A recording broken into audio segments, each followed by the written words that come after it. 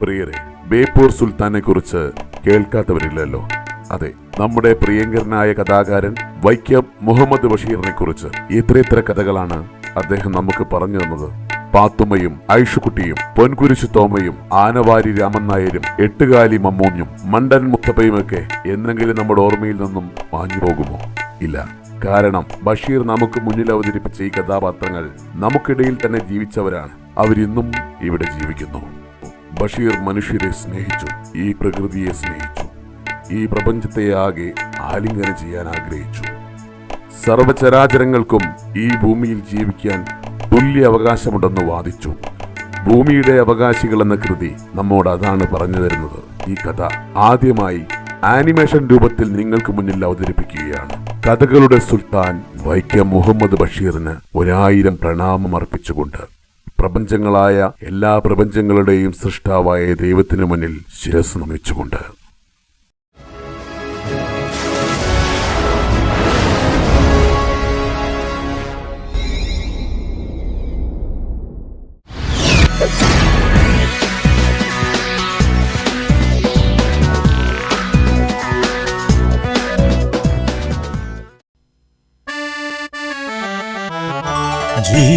ജീവിതകഥയിലെ നിറമുള്ള പാഠങ്ങൾ നർമ്മത്തിൻ ഭാവത്തിൽ ചാലിച്ചു ചേർത്ത് മലയാള ഭാഷയെ ലോക നെറുകയിൽ എത്തിച്ചൊരീ സുൽത്താൻ. കാവ്യഗന്ധർവനല്ലോ ഈ സുൽത്താൻ. ജീവിതകഥയിലെ നിറമുള്ള പാഠങ്ങൾ നർമ്മത്തിൻ ഭാവത്തിൽ ചാലിച്ചു ചേർത്ത് മലയാള ഭാഷയെ ലോക നെറുകയിൽ എത്തിച്ചൊരീ സുൽത്താൻ. കാവ്യഗന്ധർവനല്ലോ ഈ സുൽത്താൻ.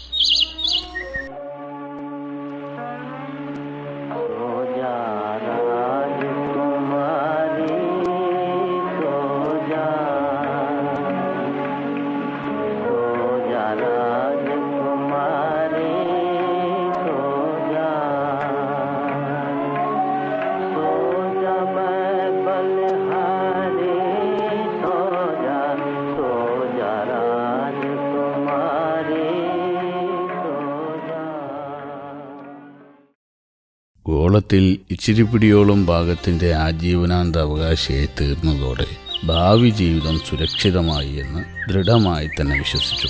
മറ്റേതുമല്ല സംഭവം. 2 ഏക്കർ തെങ്ങമ്പറമ്പാണ്. നന്നാക്കി സ്റ്റൈലാക്കാൻ കഴിയുന്ന ഒരു പഴയ വീടുമുണ്ട്. തേങ്ങ വിറ്റ് എല്ലാ ജീവിതാവശ്യങ്ങളും നേടാം. കൂടാതെ കുറേ മാവുകളും വരിക്കപ്ലാവുമുണ്ട്.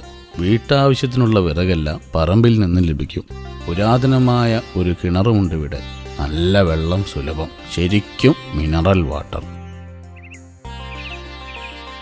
ആകെ കൂടി ജീവിതം പരമസുഖമെന്ന് വിചാരിക്കുമ്പോഴാണ് എന്തു പറയാൻ, ഈ ഭൂഗോളത്തിൻ്റെ ഇച്ചിരിപ്പിടിയോളം കഷ്ണം വാങ്ങിയ വില മുഴുവനും തീരാധാരത്തിൽ കാണിച്ചതിനാൽ ഭീമമായ സംഖ്യയ്ക്ക് മുദ്രപത്രങ്ങൾ വാങ്ങേണ്ടി വന്നു. അതായത് വലിയൊരു സംഖ്യ നിലവിലുള്ള ഗവൺമെൻറ്റിന് കൊടുത്തു എന്നർത്ഥം. അപ്പോൾ ഭൂവുടമയ്ക്ക് ഗവൺമെൻറ് എല്ലാവിധ സംരക്ഷണവും നൽകേണ്ടതല്ലേ? തീ പിടിച്ച വിലയ്ക്ക് വാങ്ങിയ കഷ്ണം ഭൂമിയുടെ എല്ലാ ഒടുക്കുകളും തീർത്തിട്ടുണ്ട്. ഉന്നാധാരങ്ങളെല്ലാം സുഭദ്രം പെട്ടിയിലിരിക്കുന്നു. അപ്പോൾ ഈ ഭൂഗോളത്തിലെ 2 ഏക്കർ സ്ഥലത്തിന് ക്ഷീരപഥത്തിലോ സൗരയൂഥത്തിലോ അണ്ടകടാഹത്തിലോ പ്രപഞ്ചങ്ങളിലോ മറ്റാർക്കും തന്നെ യാതൊരു അവകാശവുമില്ല. ഈ സംഗതി നാട് ഭരിക്കുന്ന ഗവൺമെന്റ് ഉറപ്പ് തന്നിട്ടുള്ളതാണ്. ഇവിടെ തെങ്ങുകളും മാവുകളും പ്ലാവുകളും മാത്രമല്ല, പേരകളും കശുമാവുകളും മുരിങ്ങകളും പുളികളും സപ്പോട്ട മരങ്ങളും ആറ്റമരങ്ങളും റുമാൻ മരങ്ങളും ഉണ്ട്. കൂടാതെ മാംഗോസ്റ്റിയനും ചെമ്പകവും തേക്കുകളുമുണ്ട്. എല്ലാറ്റിനെയും ഉൾക്കൊള്ളിച്ച് പറമ്പിൻ്റെ 4 വശവും ഭദ്രമായി മുള്ളുവേലി കെട്ടിയിട്ടുണ്ട്. അടച്ചുറപ്പുള്ള ഇരുമ്പ് ഗേറ്റും. ഈ പറമ്പിനും വീടിനും പൊതു കാവൽക്കാരനായി ഷാൻ എന്ന ഉഷിരൻ നായയുണ്ട്. പിന്നെ ആശ്രിതരായ കോഴികൾ, പശുക്കൾ, ആടുകൾ, പൂച്ചകൾ ഇവരെല്ലാവരുമായി ഒത്തൊരുമയോടെ കഴിഞ്ഞു വരുന്നു. അവരെ കൂടാതെ മക്കളും മക്കളുടെ മക്കളും ഭാര്യയുമുണ്ട്. എല്ലാവരുടെയും സുഖസമ്പൂർണമായ സുരക്ഷിത ജീവിതം തേങ്ങകളെ ആശ്രയിച്ചാണ്. തേങ്ങകൾ മനസ്സിലായോ? തടം കോരിച്ച് തെങ്ങുകൾക്ക് ഉപ്പും വളവും നൽകിയിട്ടുണ്ട്. അതോടെ വളരെ കാലം ശരിക്ക് ആഹാരം കിട്ടാതിരുന്ന തെങ്ങുകൾ നല്ലവണ്ണം കായ്ക്കാൻ തുടങ്ങിയിരിക്കുന്നു. തിങ്ങി നിറഞ്ഞ കുലകളിൽ 10-20 കരിക്കുകൾ. ഇത് കാണുമ്പോൾ എന്തൊരു സന്തോഷം! ഈ തെങ്ങുകളിലേക്ക് നോക്കുന്ന എല്ലാവരുടെയും മനസ്സ് കുളിർക്കുന്നു. പിന്നെ മുഖം സന്തോഷം കൊണ്ട് പ്രകാശിക്കും. തേങ്ങകൾക്കാണെങ്കിൽ വില കൂടിക്കൂടി വരികയാ. വിളയട്ടെ. തീരാധാരങ്ങളെയും മുള്ളുവേലിയെ ഷാനെയും ഗവൺമെന്റിനെയും പ്രപഞ്ചങ്ങളിൽ ആരെയും മാനിക്കാതെ ആരാണ് ഇങ്ങോട്ട് കടന്നു വരുന്നത്?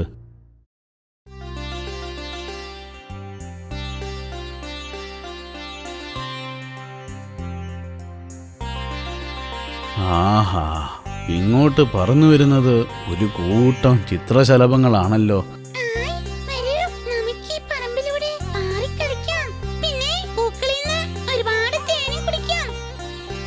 ഹായ്, എന്തു ഭംഗി! എത്രയെത്ര നിറങ്ങളിൽ ഇവരിവിടെ ഇങ്ങനെ പാറിക്കളിക്കുന്നു. അല്ല, ഞാനൊന്ന് ചോദിച്ചോട്ടെ, ഇവർക്ക് എൻ്റെ 2 ഏക്കർ പറമ്പിൽ വരാൻ എന്ത് അവകാശം? ഇവരുടെ ഭാവം കണ്ടാൽ തോന്നും മനുഷ്യവർഗം ഉണ്ടാകുന്നതിന് മുമ്പ് തന്നെ ഞങ്ങളിവിടെ ഉണ്ടെന്ന്. നടക്കട്ടെ നടക്കട്ടെ.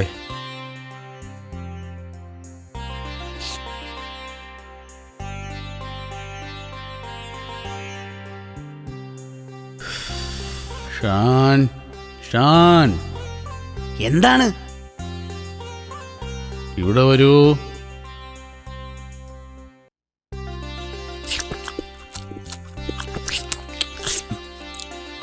ഹായ്, എന്തൊരു രുചി! ഇനിയും വേണമായിരുന്നു. നല്ല മധുരം. ഇനി ബിസ്ക്കറ്റ് നാളെ. ചിത്രശലഭങ്ങളെ കൂടാതെ ഈ പറമ്പിലൊക്കെ ഒരു കൂസലുമില്ലാതെ കയറി വന്നുകൊണ്ടിരിക്കുന്നത് വിവിധ ഇനം പക്ഷികളാണ്. അവയൊക്കെ ഈ പറമ്പിലൂടെ അങ്ങനെ പറന്ന് കളിക്കും. തങ്ങൾക്കിവിടെ ആദിപുരാതനീയമായ എന്തോ അവകാശമുണ്ടെന്ന മട്ടിൽ. എന്നാൽ കാക്കകൾ അവരൊരു കൂസലുമില്ലാതെ അടുക്കളയിൽ കയറി ആഹാര സാധനങ്ങൾ കട്ടുകൊണ്ടുപോകുന്നു. 2 കാക്കകൾ ഇവിടുത്തെ തെങ്ങുകളിൽ അനുവാദം കൂടാതെ കൂട് വച്ചിട്ടുമുണ്ട്. മുട്ടയിട്ടിരിക്കുന്നു. ഈ കാക്കകളുടെ കരച്ചിൽ ലേശം അസഹനീയമാണ്. പോരെങ്കിൽ കോഴിക്കുഞ്ഞുങ്ങളെ കൊത്തിക്കൊണ്ടു പോന്നു. അയ്യോ, എന്നെ കണ്ടെന്നാ തോന്നുന്നേ. അത് കണ്ടോ? കാക്കയുടെ അതേ ഉദ്ദേശത്തോടെ കോഴിക്കുഞ്ഞുങ്ങളെ റാഞ്ചാൻ തെങ്ങോലയിൽ അവസരം കാത്തിരിക്കുകയാണ് ആ പാഹയൻ. ഇവിടെ കോഴികൾക്ക് ജീവിക്കാൻ വലിയ ബുദ്ധിമുട്ടാണ്. കണ്ടില്ലേ, കോഴിയെ സാപ്പിടാൻ വേലിക്കപ്പുറത്തുള്ള കാട്ടിൽ നിന്നും കുറുക്കന്മാരും എത്തിയിരിക്കുന്നത്. ഒരു രക്ഷയുമില്ല. അല്ല, ഇവർക്കൊക്കെ എൻ്റെ ഈ 2 ഏക്കർ പറമ്പിൽ എന്താണ് കാര്യം? ഇവരെയൊക്കെ സഹിക്കാൻ വേറൊരു കൂട്ടരുണ്ട്. അവരാണ് യഥാർത്ഥ പ്രശ്നക്കാർ. 2 ദിവസം മുമ്പ് ഒരു സംഭവം ഉണ്ടായി. ഞാനിങ്ങനെ എഴുതിക്കൊണ്ടിരിക്കുകയായിരുന്നു. അതിനിടയിൽ നമ്മുടെ ഷാനിന്റെ പുരകേട്ട് ഒന്ന് തിരിഞ്ഞു നോക്കി. പെട്ടെന്ന് ഞാനങ്ങ് ഞെട്ടിപ്പോയി. കയ്യും കാലും ചിറകും ഒന്നുമില്ലാത്ത ഒരു ഭീകര സ്വരൂപി എൻ്റെ മുന്നിലേക്ക് വന്നിരിക്കുന്നു. വന്നത് മറ്റാരുമല്ല, ഒരു ഭയങ്കരൻ മൂർഖൻ പാമ്പ്. അവൻ തലയെടുപ്പോടെ പത്തി വിടർത്തി ഗൗരവത്തിൽ നിന്നു. നിനക്കിവിടെ എന്തവകാശമെന്ന മട്ടിൽ. പാമ്പിനെ എന്തു ചെയ്യണം? എന്തു ചെയ്യാൻ കഴിയും? വടിയില്ല, ആയുധങ്ങളൊന്നുമില്ല, വെറും കൈ. അപ്പോഴാണ് എനിക്ക് മനസ്സിലായത് മനുഷ്യൻ എത്ര ബലഹീനൻ. കുറച്ചു സമയം ചിന്തിച്ചു. പിന്നെ വിചാരിച്ചു ഭാര്യയെ വിളിച്ചു പറഞ്ഞ് വടി കൊണ്ടുവരുത്താം. അതിനുശേഷം അടിച്ചു കൊന്നു കുഴിച്ചു മൂടാം. പിന്നെ എനിക്ക് തോന്നി, ഇത് ശരിയാണോ? പ്രപഞ്ചങ്ങളായ എല്ലാ പ്രപഞ്ചങ്ങളെയും ജീവികളായ എല്ലാ ജീവികളെയും സൃഷ്ടിച്ച ഈശ്വരൻ മനുഷ്യവർഗത്തെ സൃഷ്ടിച്ചതുപോലെ തന്നെ പാമ്പ് വർഗത്തെയും സൃഷ്ടിച്ചു. അങ്ങനെ നോക്കുമ്പോൾ ഈ പാമ്പും ഭൂമിയുടെ അവകാശികളിൽ ഒരാളാണ്. ഇവിടെ സഹവർത്തിത്വമാണ് ആവശ്യം. ഈ തത്വം നമ്മൾ മനുഷ്യർ മനസ്സിലാക്കേണ്ടതല്ലേ? പക്ഷേ കൂട്ടായി ജീവിക്കാനൊക്കുമോ? വിഷം, മാരക വിഷം, കടിച്ചാൽ മരിക്കുമെന്നുറപ്പ്. ഞാൻ പറഞ്ഞു, ഹേ സർപ്പമേ, നിനക്കിവിടെ ഒരവകാശവുമില്ല. എൻ്റെ സ്വന്തമായ 2 ഏക്കർ പറമ്പിൽ നിന്നോ നീ ക്ഷണത്തിൽ പോവുക. പിന്നെ ഞാൻ ശരിക്കും ചിന്തിച്ചു, എങ്ങോട്ട് പോകും? ഭൂഗോളം കഷ്ണം കഷ്ണമാക്കി മനുഷ്യർ തീറ് വാങ്ങിക്കഴിഞ്ഞിരിക്കുന്നു. പിന്നെ ഇവയൊക്കെ എവിടെ പോകും? ഇവിടുന്ന് പോയാൽ അടുത്ത പറമ്പുകാരൻ അടിച്ചു കൊല്ലില്ലേ? എങ്ങനെയെങ്കിലും ഇവൻ എവിടെയെങ്കിലും പോയി രക്ഷപ്പെടട്ടെ. എന്താ അവിടെ ഒരു ബഹളം? നായ കൊരക്കുകയും പക്ഷികൾ കൂട്ടത്തോടെ ചിലക്കുകയും ചെയ്യണ കേട്ടല്ലോ. വല്ല പാമ്പോ ചേരിയായിരുന്നോ? അത് സഖാവ് മൂർഖൻ. എന്നിട്ട് നിങ്ങൾ അടിച്ചൊന്നില്ലേ? ഇല്ല, അതും ഭവതിയെപ്പോലെ ഈശ്വര സൃഷ്ടി. അതും ഭൂഗോളത്തിന്റെ അവകാശിയല്ലേ, ജീവിക്കട്ടെ. അത് കൊള്ളാം. നമ്മളെ കുട്ടികൾ ഓടി നടക്കണ സ്ഥലല്ലേ, അതുകൊണ്ട് നമ്മളെ പറമ്പിൽ വരുമ്പോ അടിച്ചു കൊല്ലണം. കൊല്ലണമെന്ന് നിനക്ക് വേഗം പറയാം, കൊല്ലുകയും ചെയ്യാം. പക്ഷേ നിനക്കതിനെ ജീവൻ കൊടുത്ത് സൃഷ്ടിക്കാനൊക്കുമോ? നിങ്ങളൊരു കാര്യം,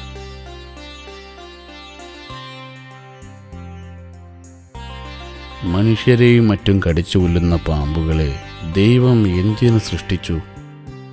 ആന, കടുവ, സിംഹം തുടങ്ങിയ ഒട്ടേറെ മൃഗങ്ങൾ, മൂങ്ങ, വാവൽ, കഴുകൻ, മൈന, പഞ്ചവർണ്ണക്കിളി തുടങ്ങിയ ഒട്ടേറെ പക്ഷികൾ. എന്തിന്? കടലിൽ തിമിംഗലം, സ്രാവ്, മത്സ്യങ്ങൾ എന്നിങ്ങനെ ഒട്ടേറെ ജീവികളെ ഭൂമിയുടെ അവകാശികളായി സൃഷ്ടിച്ചിട്ടുണ്ട്. ഈശ്വരൻ ഇവയെയൊക്കെ എന്തിനു സൃഷ്ടിച്ചു എന്നൊന്നും അറിഞ്ഞുകൂടാ. എല്ലാം ദൈവഹിതം. ഏതായാലും ഒന്നിനെയും കൊല്ലാതെ ജീവിക്കാൻ ശ്രമിക്കണം. ഹിംസ അരുത്. ഇത് നല്ല പുതുമ. വീട്ടിനകം മുഴുവൻ 8 കാലികളും പല്ലികളും. അടുക്കളയിലാണെങ്കില് ഓന്തും അരണി കരിന്തേളും കേറി വരുന്നു. വേലി മുഴുവൻ ചെതല് തിന്ന് തീർത്ത്. ദാ ഇത് കണ്ടില്ലേ? വസ്ത്രങ്ങളും പുസ്തകങ്ങളും എല്ലാം ചെതല് തിന്ന് തീർത്ത്. നിങ്ങളിതൊന്നും കാണുന്നില്ലേ? ഞാനെല്ലാം കാണുന്നുണ്ട്. എലീന്റെ ശല്യാണെങ്കി പറയാനില്ല. നിങ്ങളെ റേഡിയോഗ്രാമിന്റെ വയറ് എലി കടിച്ചു മുറിച്ചത് കണ്ടില്ലേ? വീട്ടിനകത്ത് മുഴുവൻ എറുമ്പും പാറ്റിയും വണ്ടും. അപ്പോഴങ്ങളെ ഒരു ജന്തുപൂജ. ഞാൻ ഒരു ജന്തുവിനെയും പൂജിക്കുന്നില്ല. മനുഷ്യവർഗത്തിൽ ഒരു വിഭാഗം മൃഗങ്ങളെയും പക്ഷികളെയും പൂജിക്കുന്നവരുണ്ട്, പാമ്പുകളെയും പൂജിക്കുന്നവരുണ്ട്. എലി ഒരു ദൈവത്തിന്റെ ഇഷ്ടവാഹനമാണ്. കൂടാതെ മത്സ്യം, ചീങ്കണ്ണി, മലമ്പാമ്പ്, കടുവ എന്നിവയെയും ഒരു വിഭാഗം ആരാധിക്കുന്നു. നിങ്ങൾ എന്താണ് ഈ പെറുവിറുക്കണത്? അല്ല, ഞാൻ ഈ ലോകത്തെക്കുറിച്ച് ചിന്തിക്കുകയായിരുന്നു. ചിലർ ഭൂഗോളത്തെ ദേവിയായി സങ്കല്പിക്കുന്നു. അവരുടെ അഭിപ്രായത്തിൽ സൂര്യനും ചന്ദ്രനും ദേവന്മാരാണ്. ദാ ചായ. ഭൂഗോളത്തിൽ വസിക്കുന്ന മനുഷ്യരുടെ വിശ്വാസങ്ങൾ പലതാണല്ലോ. ചിലർ ഏകദൈവത്തിൽ വിശ്വസിക്കുന്നു, മറ്റു ചിലർ ബഹുദൈവത്തിലും, ചിലർ ഒരു ദൈവത്തിലും വിശ്വസിക്കുന്നില്ല. എന്നിട്ട് പരസ്പരം വഴക്കാണ്, കൊലപാതകം വരെ നടക്കുന്നു. നിങ്ങൾ ഈ ലോകത്തിന്റെ കാര്യം എന്തിനാ നോക്കണത്? ഈ വീടിന്റെ കാര്യം നോക്കിയാ പോരെ? നിനക്കത് പറയാം. ഗോളമായ ഈ ഭൂമി ആലംബമില്ലാതെ അന്തരീക്ഷത്തിൽ നിന്നു കറങ്ങുന്നു. കൂടാതെ കുറേ അധികം അകലെ അന്തരീക്ഷത്തിൽ കത്തിച്ചുരച്ചുകൊണ്ടിരിക്കുന്ന സൂര്യന്റെ ഭാഗത്ത് വരുമ്പോൾ ഭൂമിയിൽ പകൽ, മറുവശത്ത് രാത്രി, ഇരുൾ, ആദിമമായ അന്ധകാരം. നിങ്ങൾ ഇവിടെ അതും ഇതും ചിന്തിച്ചോണ്ടിരുന്നോ? ഞാനങ്ങ് പോവുക.